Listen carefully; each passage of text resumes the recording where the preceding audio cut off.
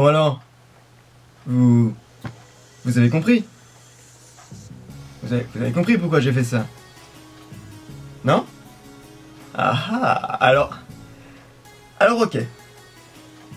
Mettez sur pause et essayez de vous poser la question pourquoi j'ai fait j'ai joué ce morceau. Si vous avez aucune idée de quel est ce morceau, allez voir ma vidéo sur les 30 questions One Piece. Allez voir le moment où je parle des musiques que j'aime. Et j'ai glissé les liens d'ailleurs. Donc vous pourriez aller voir chaque musique, essayer de trouver quelle musique j'ai joué. Pour ceux qui savent déjà laquelle c'est, je vais rien dire. Pensez au titre de la chanson. Chers amis, bonsoir. Excusez-moi d'abord pour ce retard, mais j'espère que vous m'aurez pardonné. J'étais en vacances, donc voilà. Le chapitre 818 de One Piece, qui se nommait À l'intérieur de la baleine, était un putain de chapitre très intéressant parce qu'il nous remettait, à l'idée des tas d'enjeux qu'on avait peut-être un peu oubliés. Et si vous voulez, j'ai un peu cette vision. Vous voyez, avant, le Nouveau Monde, c'était un petit peu comme un gros repas, vous voyez, une journée avec des repas. Voilà, on avait le petit déj qui était un peu nul d'ailleurs, l'île des hommes poissons. Puis ensuite on avait bon voilà, l'entrée, le plat, l'entrée Pancasar, le gros plat de résistance bien mastoc, bien lourd, qui était Dressrosa. Et ensuite nous avons eu bien tout simplement une espèce de petit moment un peu plus sympa avec Zou où on pouvait un petit peu retrouver nos personnages et surtout retrouver de nouveaux enjeux. Or, là vous allez voir où la métaphore culinaire m'emmène, et d'ailleurs, je pense à un truc, la tea party, c'est carrément culinaire, donc c'est génial, c'est le dessert, voilà. Mais c'est pas là où je veux en venir. En fait, là où je veux en venir, c'est que maintenant, en fait, One Piece se présente comme une espèce de gros buffet d'enjeux. On a absolument tout sur la table, et on a l'impression que Oda nous dit, regardez, tu peux prendre ça, enfin, je suis Oda, hein. Je peux prendre ça, je peux prendre ça, et qu'est-ce que je vais faire avec tout ça? Eh ben, on va bien voir où est-ce qu'il va nous mener. La question est de se poser, effectivement, là, la question de savoir, donc, tous ces enjeux qui sont présentés à nous aujourd'hui, on ne va pas pouvoir les résoudre en une fois, en un seul arc, donc c'est évident qu'il va falloir choisir vers où on se présente en premier. Mais bon, a priori, c'est quand même un petit peu important effectivement de se reprendre se faire une petite piqûre de rappel, si vous voulez, une petite douche froide, pour essayer de se redire, mais c'est vrai, au fond, One Piece, c'est tous ces enjeux-là qu'on avait peut-être un petit peu oubliés. Parce que ça va bien de vouloir descendre les Yonko, mais c'est pas le but total, le but final de One Piece, et certainement pas le but final de Luffy. Ce chapitre est donc très intéressant parce qu'on revoit un petit peu donc les poneglyphes, hein, on a un petit peu un petit rappel sur finalement leur propre enjeu, et on a un truc complètement dingue, c'est qu'en fait on apprend qu'ils mènent à Raftel. Raftel, voyez-vous, c'est cette île où se trouve a priori le One Piece, même si c'est à mon avis un peu légendaire cette île, hein, elle apparaît un petit peu comme une sorte d'île chimérique, quoi, limite, enfin c'est un peu ça. On apprend également un truc de fou, et je trouve ça très très drôle, que en fait c'est grâce aux Red Poneglyphs, qui sont les Road Poneglyphs en fait, en fait c'est à l'intersection des 4 localisations qu'ils vont dévoiler, se trouve Raftel. Et je trouve ça génial parce que enfin on a un petit peu le schéma carte au trésor chez les pirates. C'est vrai, pour le coup, jusqu'à présent, le seul qui était vraiment à fond sur les cartes au trésor, les genres dans 300 mètres, marcher sur une dalle qui devra ouvrir une grotte qui vous donnera l'emplacement d'une grande croix en bois dans laquelle se trouve le trésor sacré du capitaine John. Vous voyez, c'était Baggy le clown qui faisait ça. Le seul qui faisait ça, c'était Baggy le clown, et je crois que d'ailleurs, j'ai dit capitaine John, et justement, il cherche depuis le début du manga le trésor du capitaine John. Ce qui me fait d'ailleurs penser, et c'était un petit détail, c'est que je crois bien que parmi les grands finalistes de One Piece, ceux qui arriveront au bout du bout comme des putains de héros, bien sûr il y aura Luffy. Je pense que Usopp, ironiquement, jouera un très grand rôle. Là on le voit de plus en plus que Usopp, voilà, c'est devenu carrément une icône. Mais le troisième larron, les amis, il y a un troisième larron qui, je pense, qui a été au début, qui était là depuis le début, et qui sera là jusqu'à la fin, et qui d'une manière ou d'une autre sera projeté vers le succès. Ce sera Baggy le clown pour moi. Pour moi, Baggy le clown, c'est un mec qui est complètement à côté. Mais rappelez-vous, il a été dans l'équipage de Roger. Il arrête pas de vouloir chercher des cartes, des machins, des trucs. Il semble pas vraiment s'intéresser au One Piece. Enfin, bien sûr que si, mais enfin bon. Lui, son truc, c'est quand même les trésors. Ce mec-là est tellement loin du One Piece, est tellement grotesque, que je peux vous assurer, les mecs, qu'on va le revoir à la fin. Et à mon avis, si jamais à la fin il y a un arc en Raftel, il y aura Baggy, j'en suis quasiment certain. Passons au deuxième point. Donc, c'est vrai, cette nouvelle concernant les poneglyphes, qui est super importante, nous fait penser que finalement tout ça nous donne un nouvel objectif. Ça nous donne un nouvel objectif parce que, comme le dit Luffy, comme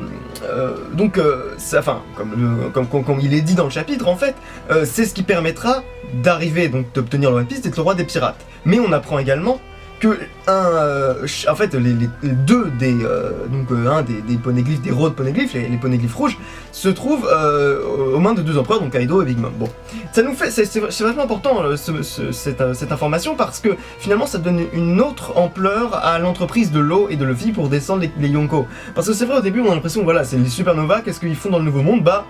Qu'est-ce qu'on a à foutre? Soit on se met sous l'égide d'un Yonko, soit on essaye de les faire tomber. Mais ce que je trouve, c'est que c'est un petit peu creux, parce que si vous voulez, à bout d'un moment, après, qu'est-ce que tu fais après avoir fait tomber les Yonko? Et là, finalement, il y a un côté un peu plus projeté dans l'avenir. Après, en fait, faire tomber les Yonko, c'est pas juste pour être tranquille dans le Nouveau Monde et être pépère, être le king, c'est aussi pouvoir, être le king si d'une certaine manière, c'est aussi pouvoir être capable de prendre les photocopier, si vous voulez, les poneglyphes, et aller ensuite les utiliser pour aller capturer One Piece. Donc ça, c'est vraiment très important, et je pense que ça donne une raison d'attaquer les Yonko. Une chose assez amusante par ailleurs, c'est que Luffy semble ne pas aimer la solution rapide que propose Usopp, qui est en mode ouais, on va aller chercher les poneglyphes, on va faire des photos comme en mode espion, on va prendre les empreintes des poneglyphes, et ensuite on va se barrer, et bam, il sera roi des pirates, bam, comme ça. Et là on voit que Luffy ça lui plaît pas. On voit une petite case que il est pas chaud. Luffy il est pas chaud. Donc voilà. Mais enfin bon voilà, donc techniquement Luffy il est chaud parce que pour l'idée d'aller chercher les poneglyphes, mais juste l'idée d'aller hop vite fait clac prendre les poneglyphes, enfin faire une petite photocopie et aller à Raftel et ni vu ni connu et devenir le roi des pirates, ça lui plaît pas. Et c'est vrai, ça fait penser à une chose. Luffy, si vous voulez, ce qui l'intéresse c'est aussi le voyage jusqu'au roi des pirates, jusqu'à ce titre. Ce n'est pas que le but. Ce n'est pas que le titre à la fin, le cadeau, c'est aussi la manière et la façon dont il va s'y rendre. Donc bon voilà, ça nous rappelle que Luffy aime l'aventure, je veux dire, de prime abord, c'est un peu ce qui l'intéresse. Mais alors, en parlant de Luffy, justement, ce qui est intéressant, c'est que où est-ce qu'il va se diriger en premier? On voit qu'il répète dans ce chapitre, oui, alors d'abord, il faut que j'aille sauver Sanji. Bon, ok. Mais juste après, il nous dit oui, bon alors attendez, faudrait quand même, ça va être simple, je vais aller sauver sauver les poneglyphes. Je vais aller sauver les poneglyphes. Je vais aller m'occuper de ces putains de poneglyphes. Bon. Donc voilà, donc a priori, moi je pense que d'abord évidemment, on va avoir quelque chose, un arc dédié à Sanji, mais ce nouvel enjeu concernant les poneglyphes nous donne une assise supplémentaire et une raison supplémentaire pour aller casser la gueule à Kaido et à Big Mom. Mais, chers amis, ce n'est pas tout, ce ne sont pas les seuls enjeux qui sont concernés par les Yonko. Il y a aussi également les Wano et les samouraïs. Avant de passer donc à Wano, évidemment, donc j'aimerais passer juste un petit hommage à comment ils ont justement fait un hommage par Robin, donc à Enies Lobby. Le petit passage, hein, c'est juste une page, mais justement Nekomamushi dit oui, toi Robin qui connaît donc qui a lu d'ailleurs, alors j'en profite pour parler de ça, hein. Robin elle a lu 7 poneglyphes, hein, elle en a lu 7, elle en a eu 2 quand elle était jeune, dont un à Ohara, et un autre dans sa jeunesse. Elle en a eu un autre à Alabasta, un autre qu'elle a lu à Skypiea, il me semble. Bah oui, forcément. On avait vu un autre poneglyphe, mais qui était filler à Alabasta, mais en plus il était tellement filler que Robin elle l'avait même pas vu, donc voilà. Et donc il y a le poneglyph de Jinbei qu'on va avoir. Donc là ça nous fait combien de alors plus le poneglyph rouge, donc ça nous fait 1, 2, 3, 4, 5. Celui de l'île des hommes poissons, donc 6. Le nouveau le raid, 7. Et celui de Jinbei, donc 8. Ça nous fait 8 poneglyphes. C'est plutôt énorme en fait quand on y pense. Donc je pense que là, Robin, elle doit avoir pas mal d'informations sur le siècle oublié, parce que c'est un autre enjeu important de ça, qui concerne les poneglyphes. Ce n'est pas que Raftel, il y a aussi ce fameux siècle oublié qui concerne en fait, qui raconte finalement des choses assez importantes, l'emplacement et la nature des armes antiques, la disparition en fait de cette civilisation antique qui en fait, d'ailleurs on ne sait pas très bien ce qui s'est produit finalement entre la naissance du gouvernement mondial, si vous voulez, et ce qu'il y avait avant, et qui sont finalement les dragons célestes, d'où viennent-ils, est-ce qu'il y avait des théories comme quoi ils disaient que les dragons célestes venaient de la Lune. Il s'est passé quelque chose en fait, il y a eu une sorte de scandale qui semble avoir été volontairement étouffé, délibérément étouffé, et qui je pense nous sera révélé à la toute fin de One Piece, et je pense que c'est même quasiment encore plus important que le One Piece si vous voulez, parce que là il s'agit de la vérité. Il y avait aussi l'évocation de Joy Boy, ce gars qui est mentionné donc dans l'arc de l'île des hommes poissons. Donc tout ça est très important, savoir comment s'est concocté le gouvernement mondial, ce qui s'est produit entre les différents royaumes, ceux qui ne souhaitaient pas accorder finalement à ce nouveau système, d'où viennent les dragons célestes, qu'est-ce qui a pu se produire, et surtout qu'est-ce qui a pu faire que tous ces gens ne veulent désormais plus qu'on connaisse cette histoire en fait. Bon, donc voilà, les poneglyphes sont importants aussi pour ça. Mais évidemment, la partie la plus importante, et sans doute la raison pour laquelle vous n'avez peut-être pas compris l'introduction, je vais vous la révéler maintenant. Donc premièrement, après, je vais parler de Wano, tout simplement. Bon premièrement, on apprend que ce sont les Kozuki qui ont, les poneglyphes, qui les ont taillés. Alors, ça peut répondre à plein de nos questions. Justement, je viens de dire qui a fait en sorte que justement on connaisse cette histoire, ce siècle oublié, et qui avait pu être justement concerné par cette histoire oubliée. On a Wano. On a ce fameux clan de Wano. Et ce qui me fait penser qu'effectivement, comme on sait que Wano est une espèce de royaume un petit peu indépendant, qui n'a pas adhéré au gouvernement mondial, et ben je pense que ça peut nous donner une petite idée de ce qui s'est produit. Il est possible qu'effectivement... non, techniquement, je peux rien... J'ai pas encore de théorie très fondée, mais je pense que Wano a forcément été en guerre, à un moment ou un autre, contre le gouvernement mondial naissant. C'est quasiment sûr. Bon. Donc voilà, donc les Kozuki, c'est à peu près la seule chose que je peux en déduire, mais je vais ensuite parler de ce qui est dévoilé dans ce chapitre, c'est-à-dire une potentielle guerre civile à Wano. Donc on apprend que le shogun de Wano a pas été très gentil avec le chef des Kozuki.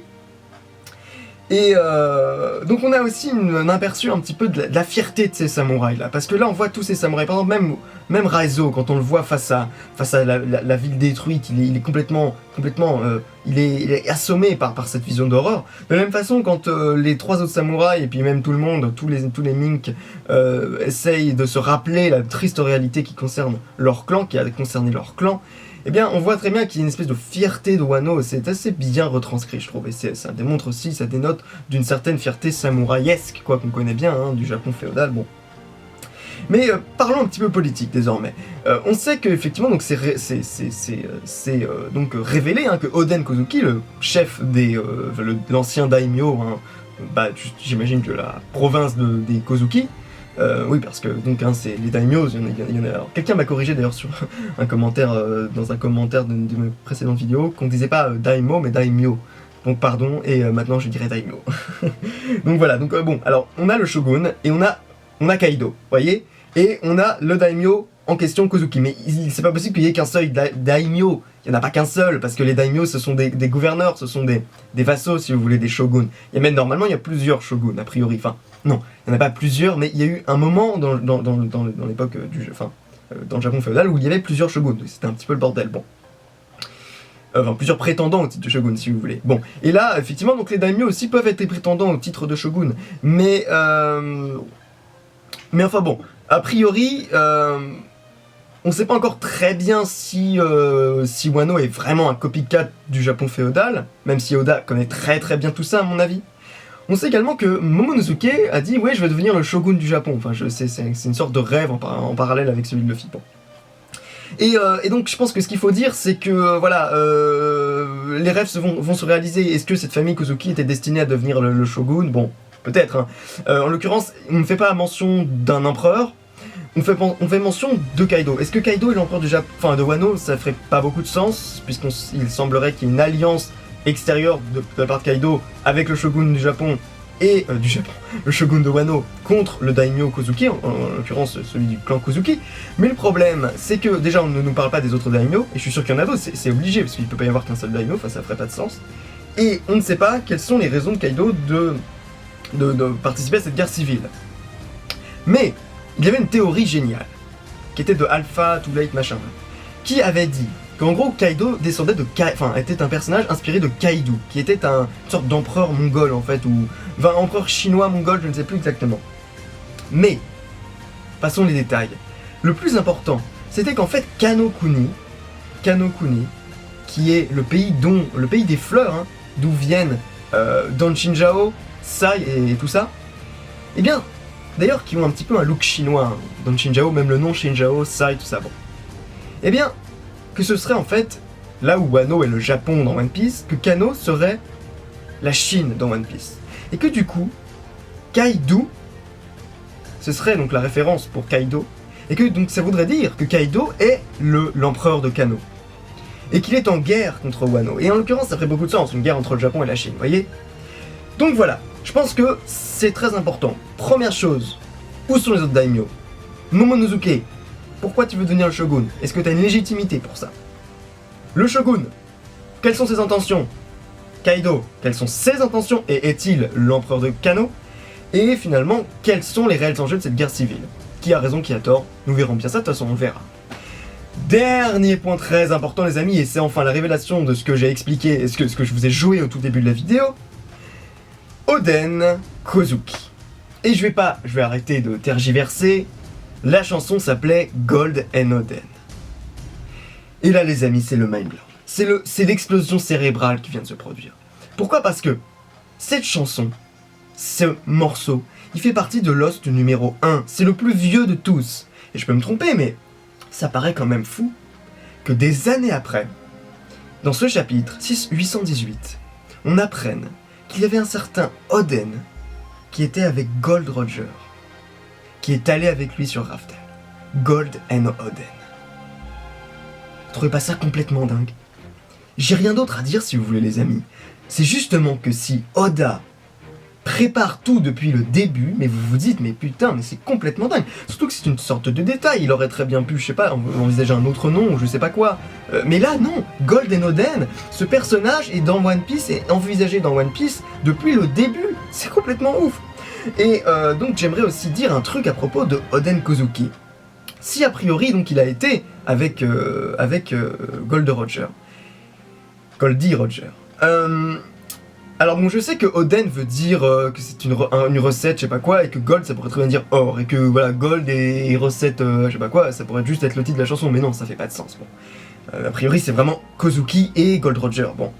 Et aussi, une chose qui serait très intéressante à noter, et ce sera le dernier point de ma review, c'est qu'en fait, rappelez-vous dans le chapitre précédent, quand Momonosuke entend les voix, quand il se rapproche de là où est enfermé Raizo et là où il y a le poneglyphe, il entend des voix. Et je pense que tous ces personnages qui sont destinés à des grands destins et qui entendent des voix également à l'approche des poneglyphes et dans ces endroits un petit peu qui renferment un savoir sacré, ces endroits qui sont très importants, là où est passé sans doute Gold Roger d'ailleurs, eh bien, je me dis que c'est peut-être un dé. C'est peut-être un dé. Donc Oden D Kozuki, Momonosuke D Kozuki, peut-être. D'ailleurs la vraie prononciation ce serait Kozuki D Momonosuke, enfin, à l'envers. Mais enfin voilà, donc voilà, c'est un petit peu ça. Ah oui, juste un dernier truc, un truc qui m'a fait vraiment marrer. J'adore, mais vraiment j'adore, la manière dont Luffy ne prend pas au sérieux un seul instant le côté un peu chaud, enfin daimyo, fils de noble de Momonosuke. Momonosuke, il m'agace depuis le début. Je trouve que son côté un peu noblio comme ça, son côté un peu dédaigneux, mais je trouve que ça lui donne un côté méprisant et assez méprisable justement, et énervant. Et là, le voir Luffy qui le prend comme ça, dis donc, tu te la pètes toi. J'ai envie de dire mais merci, ça c'est du brisage de quatrième mur, c'est juste merci de me donner ce plaisir-là à travers le manga. Merci Luffy donc, mais bon, Momonosuke il est pas méchant, hein, mais c'est juste un putain de pervers par contre, hein, ça c'est pas bien. Mais enfin bref, donc les amis, je terminerai sur cette idée, voilà, Oden Kozuki, Gold Roger, serait-ce un dé? Qui était-il? Quelle relation avait-il avec Gold Roger? Et j'espère qu'on va enfin, si vous voulez, voilà, bon, cette révélation sur Oden, nous fait aussi penser aux dés. Donc conclusion, dans ce chapitre on nous a parlé des poneglyphes de Raftel, du siècle oublié de Kaido, de Big Mom, un petit peu avec, vous voyez, avec le poneglyphe et avec Sanji, et enfin des dés et de Wano. C'est hallucinant tous ces enjeux, putain de bordel. Donc pardon pour cette grossièreté, mais enfin voilà, c'est complètement dingue. Donc chers amis, je vous dis à la prochaine. J'espère que vous aurez apprécié cette review, désolé pour le retard encore une fois, et je vous dis à bientôt.